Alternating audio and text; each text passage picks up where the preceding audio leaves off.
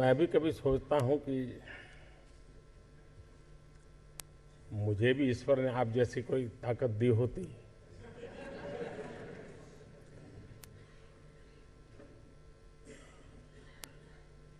जब रितेश को सुन रहा था तो मुझे विचार आ रहा था कि एक चाय बेचने वाले ने होटल चेन का विचार क्यों नहीं किया।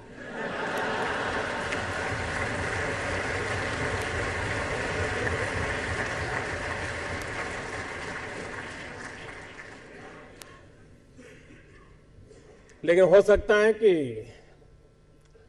मेरे नसीब में नरेंद्र मोदी चाय बेचने वाला कुछ कर पाए या न कर पाए, लेकिन देश के करोड़ों नौजवान कुछ कर पाए, ये उम्मीद तो मेरे दिल में भरी पड़ी है।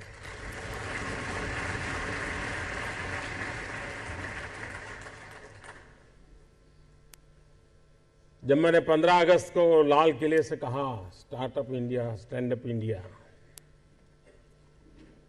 तो ऐसे ही हवा के झोंके की तरह बात आई और चली गई, कहीं रजिस्टर ही नहीं हुई। लेकिन आज शायद 100-125 दिन के बाद अब ये रजिस्टर होगी कि स्टार्टअप इंडिया है क्या।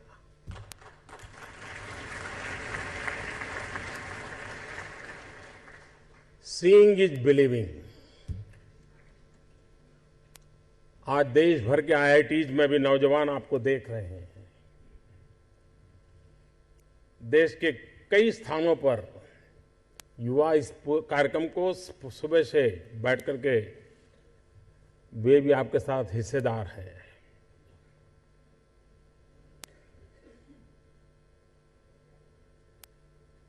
ज्यादातर लोगों को लगता है कि सरकार ये करेगी तो ये होगा, सरकार ये करेगी तो ये होगा। मेरी सोच थोड़ी अलग है। मेरी सोच ये सरकार ये न करेगी तो इतना सारा होगा।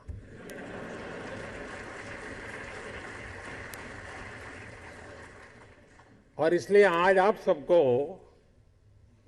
इसलिए इकट्ठा किया है कि आप हमें बताइए हमें क्या क्या नहीं करना है।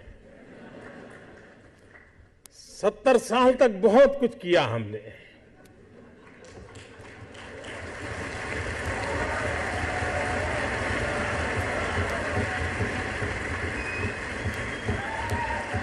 और हम कहां पहुंचे।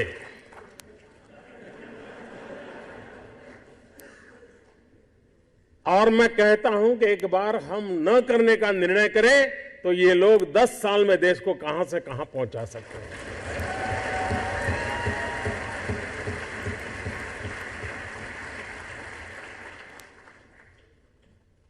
देश के हर इंसान के दिल में एक ख्वाब होता है। उस ख्वाब के साथ उसके मन में कुछ विचार भी होता है, आइडियाज भी होते हैं। कुछ लोगों के आइडियाज हर दिन पैदा होते हैं और शाम होते होते बाल मृत्यु हो जाता है। लेकिन कुछ लोग होते हैं जो आइडिया के साथ इन्वॉल्व हो जाते हैं, वो उससे बाहर नहीं निकलते हैं और पूरा परिवार परेशान हो जाते हैं कि ये कुछ करता नहीं, बस इसी में लगा रहता है, किसी से बात नहीं करता है, कुछ यार दोस्तों से नहीं मिल रहा है, क्या हो गया है इसको, कहीं पागल तो नहीं हो गया। लेकिन वही एक दिन कुछ कमाल करके दिखा देता है, तब पूरे परिवार को लगता है नहीं नहीं साहब, इसमें तो पहले से ही ऐसा था।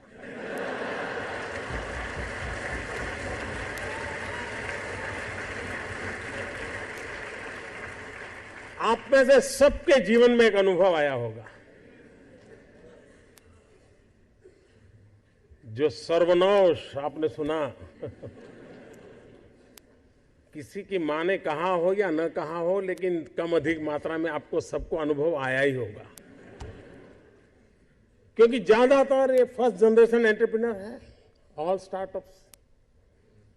और जब कुछ सोचा होगा नहीं बेटे अपना काम नहीं तो कहीं नौकरी कर ले। शुरू में जब दोस्तों ने सुना होगा बहुत मजाक उड़ाया होगा, उपहास किया होगा, जाते आते आपको उसी उपनाम से सुनाते होंगे ये कुछ करने वाला है, ये करने वाला है। फिर एक पल आया होगा सारी दौर विरोध हुआ होगा, सब दूर परिवार के लोगों ने विरोध किया होगा, नहीं ये नहीं करना है, जाओ कमाओ नौकरी कर लो, देखो उसका पहचान है, वो नेताजी को जानते हैं, जाओ उसको मिल लो।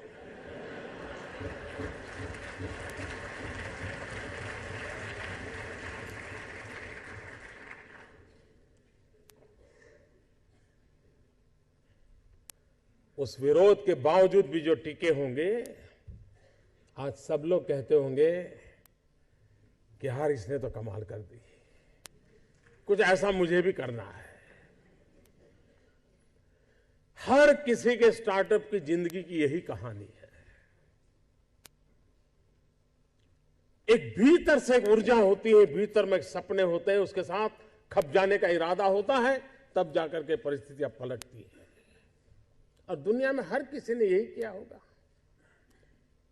कभी आज हम सोचें कि 1423 आई थिंक 1423 कोलंबस जब निकला होगा, क्या मिलने वाला था?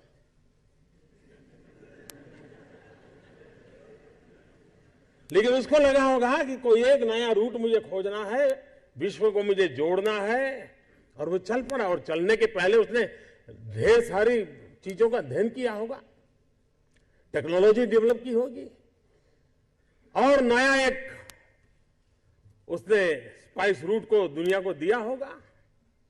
आज जो स्पेस में काम कर रहे हैं, शुरू जब हुआ होगा तब लोग मजाक उड़ाते होंगे, यार ये क्या कर रहे हैं। हर चीज की कहीं शुरुआत होती है, तो जो करता है उसी को दिखता है क्या होने वाला है, औरों को वही दिखता है कि ये पागल है। और इसलिए जिन्होंने ये सफलता पाई है वे सिर्फ एंटरप्रेन्योर नहीं है, एक प्रकार से एडवेंचर उनकी प्रकृति का हिस्सा है, तब जाकर के होता है। स्टार्टर की सक्सेस सिर्फ एंटरप्रेन्योरशिप क्वालिटी से नहीं है, रिस्क टेकिंग कैपेसिटी, एडवेंचर करने का इरादा, ये उसके साथ जुड़ता है। और तब जाकर के हम दुनिया को कुछ दे सकते हैं। स्टार्टअप, मैं कल एडम से बात कर रहा था तो बड़ा इंटरेस्टिंग है, उसको मिलने जैसा है। उसको हिंदुस्तान की स्पिरिचुअल दुनिया में बड़ा इंटरेस्ट है, लेकिन उसने मुझे एक बात अच्छी बताई। वो कह रहा है जो पैसे कमाने के इरादे से आता है वो कभी स्टार्टअप कर ही नहीं सकता है।